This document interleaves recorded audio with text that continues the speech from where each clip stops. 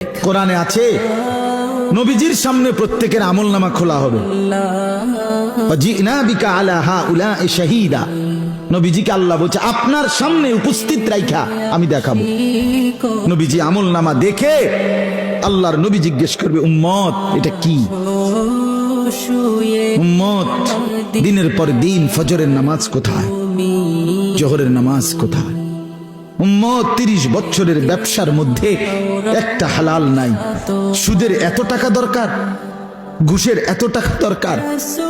উম্মত যৌবনের পুরাটা সময় মোবাইল দেখে, ছবি দেখে, নাচ গান দেখে, উলঙ্গ দৃশ্য দেখে নষ্ট করে ফেলেছো। আজ আমি কিসের সুপারিশ করব উম্মত? আমি এটা নিয়ে আমার আল্লাহর সামনে কেমনে দেখাবো? আমি কিভাবে বলবো?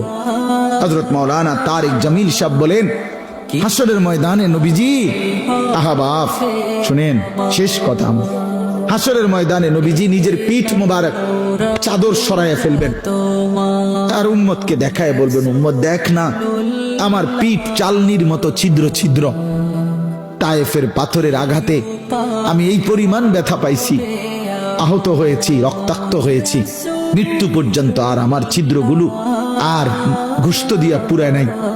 আমি এই ছিদ্র নিয়েই কবরে আসছি।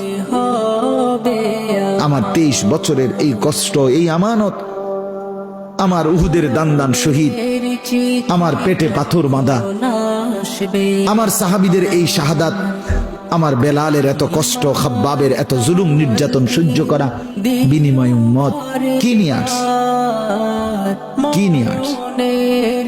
জিন্দেগি কোনো কদর করলেন না। আবার বলছি ইন্নী লাকুম মিনহু নাযীরুম মুবিন, আল্লাহ বলছে নবী শুনাইছে 2 বার, পর পর 2 বার বলছে উম্মত আমি কিন্তু ভয় প্রদর্শন করলাম।